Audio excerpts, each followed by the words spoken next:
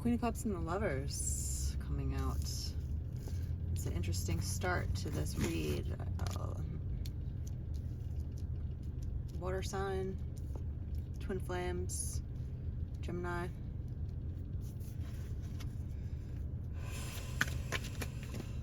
Knight of Pentacles. There's somebody that's wanting to offer you this. As you could see, this Queen of Cups and this Knight of Pentacles they have their backs faced to one another, but they want to come. There's a union here that's supposed to happen, right? They both have something in their hands. The Queen of Cups has this enormous cup of love, water-based energy, right? She's heavily in her feelings. She might be very feminine. If it's not a water sign, it's just someone that flows freely with their emotions, that's able to tune into their emotions and listen. The Knight of Pentacles is someone that's very practical, and he's done a lot for himself already on his own. He's a knight. You have to work at becoming a knight. You don't just get that overnight. So there's some sort of union that's going to happen, but you're both turning your back to it, which is strange. Maybe you both know that there's a connection, but you're both not doing something about it. We have the Seven of Pentacles. You're both working on your own life, and you're not paying attention to love, right? Like, you're so busy paying the bills that you're not paying attention to something that's right behind you, almost right behind you.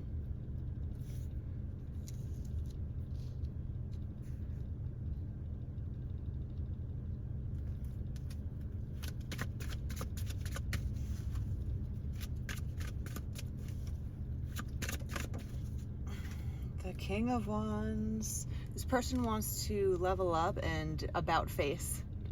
He wants to turn towards you and show you the fire. There's fire and water, and red and blue energy is polar, polar opposites, but it works, right? It works well. You both might be able to be very creative. If you're coming from a water energy and this person's coming from fire energy, but there's a lot of creativity between you two. Well, the Knight turned into the King, and he's leveling up and maturing enough to about face and look at you. So what are you gonna do? What do we have here? Oh my God, the Empress. Look at you. You just turned around too, and you're in your Empress. The Queen of Cups to the Empress, like, wow. I mean, you are fruitful in everything that you do. The Empress is Mother Earth. The Empress is the queen of the universe. She is the mother of all, right? And there's tons of creativity between you two. And that's why the Lovers are in between you two. You're both turning around and looking at each other, and the time that happens between you two, you both are going to level up even more.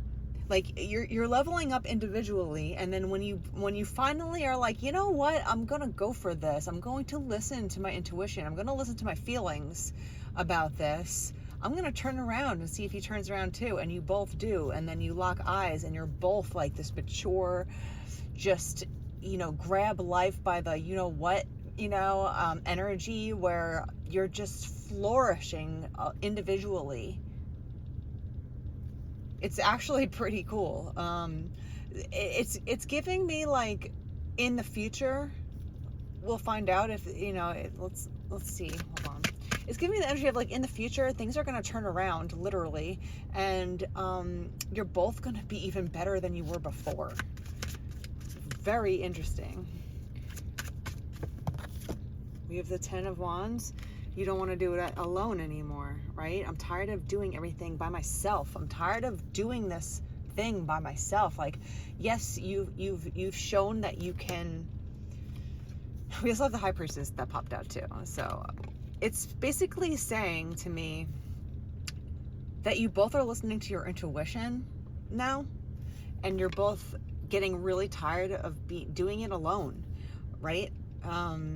When you've leveled up so much in your individual life and you feel successful in whatever definition you have for success, you both have succeeded in some level or form, even if you don't have everything you've ever wanted. But when you get to a certain point, I'm talking about more personal success of like knowing thyself, being able to listen to your intuition and believe it, being in tune with your emotions, going through the shadow work to know where your ego hurts. Some people don't even know they have an ego. So like, I think the spiritual evolution between you two is growing, right? And then you finally turn around and you meet each other at this very high level in life spiritually. And then the only way up from there is to join forces with someone that's at your level, because then your life is just exponentially successful, wealthy, but wealthy in a way of love, wealthy in the way of all the things, right? So I think you're both really getting tired of like turning your back on love, and now you're starting to listen to your intuition about it. The High Priestess and the Empress, these cards are strong.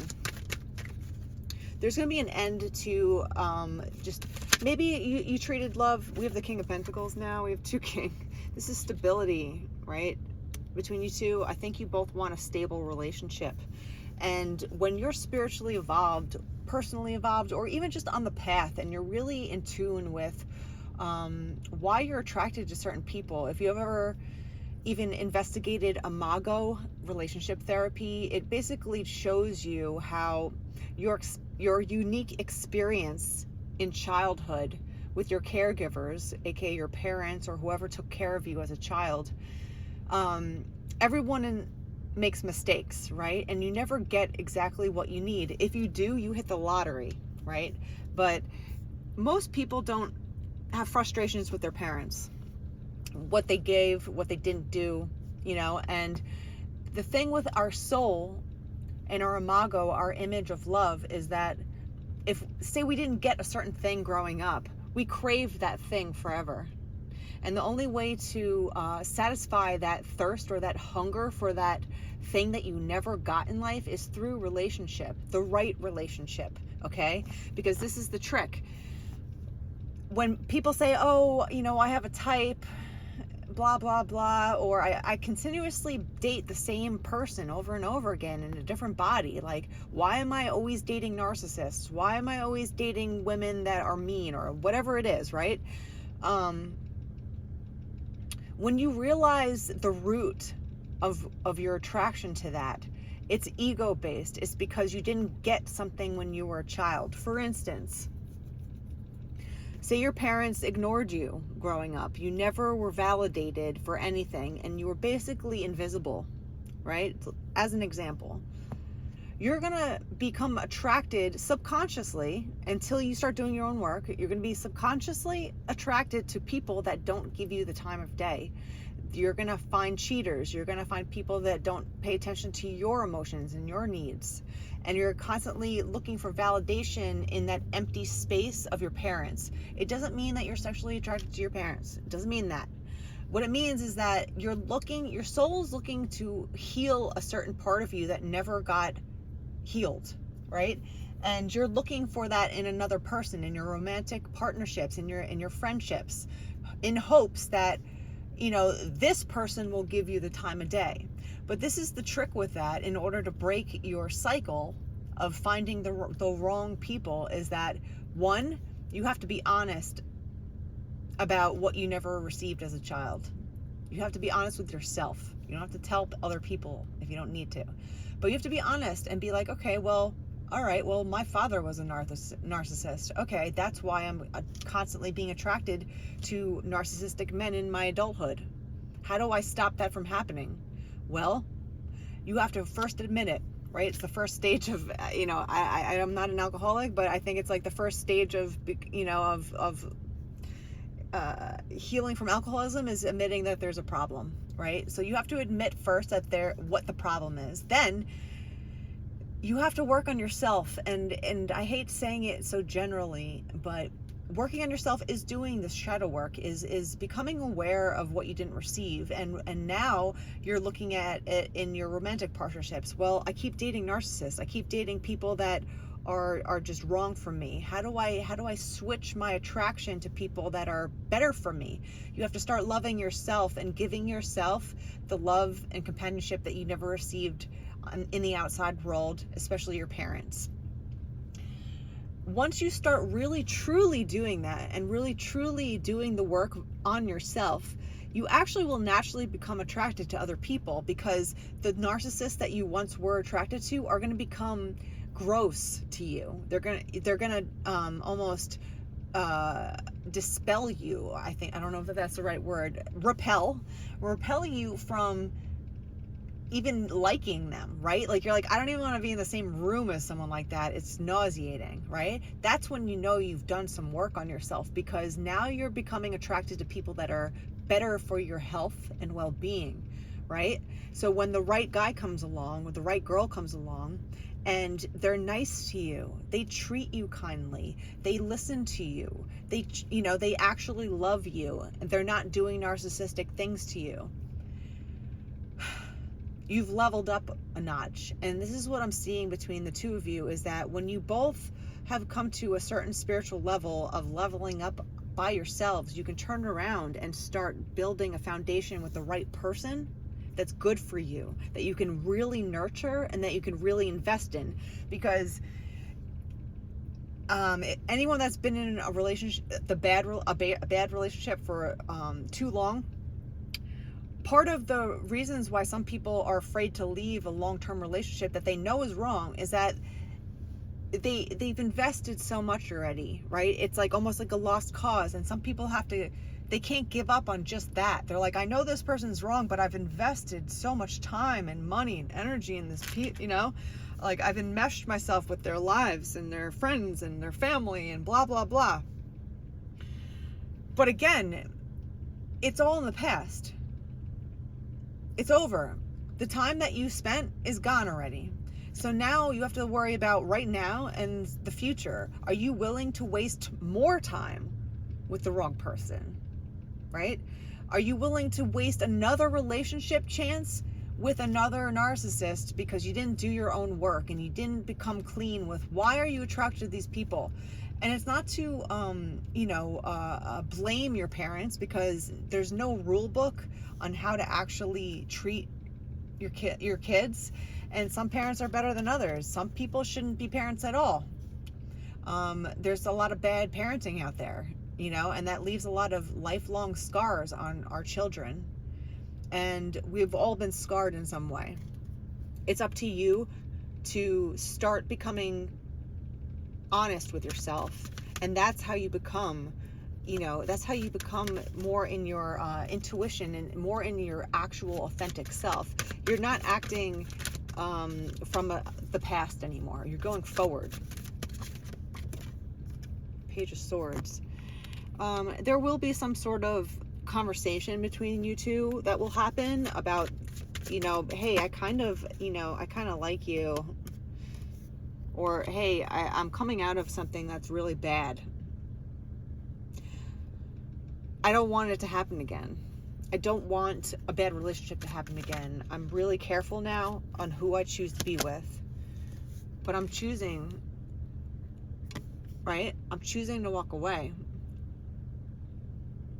Do you choose the left or the right, the dark or the light? Are you choosing the right path going forward for yourself?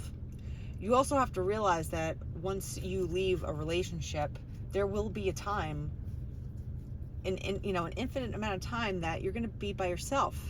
And you have to use that time wisely, because if you just try to find the next human being, the next warm body to fill a place, you think that's going to be successful for you if you just relationship hop from one pond to the other and you never give yourself time to figure out things?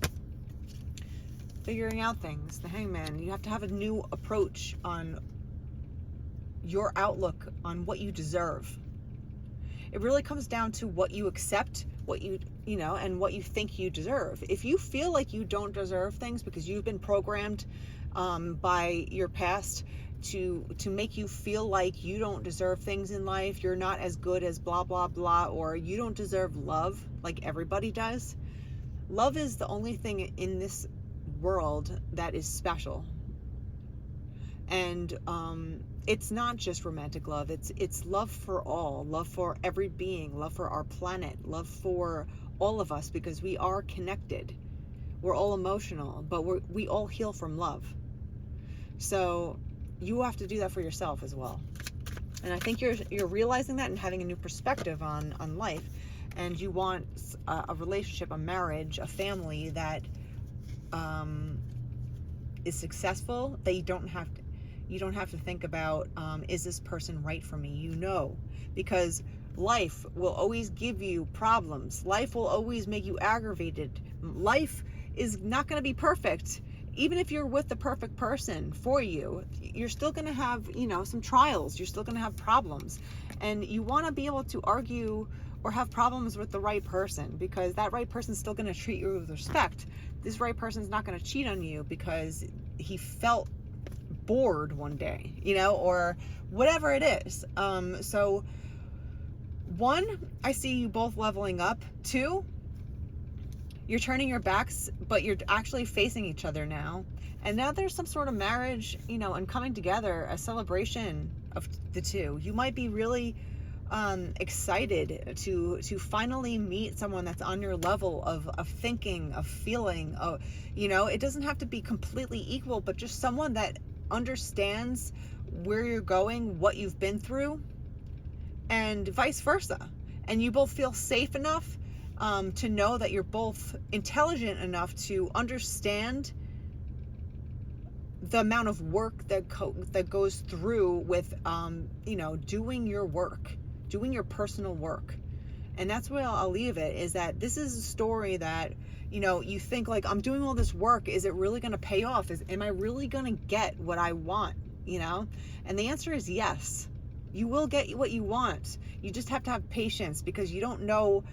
We want things fast in life, and things don't happen fast sometimes, right? Sometimes there's a big long period of time where you just feel like you're in the dumps, like you feel like you're doing so much work and you're not getting anywhere, or you meet new people and you try to take a chance on love and people just disappoint you constantly.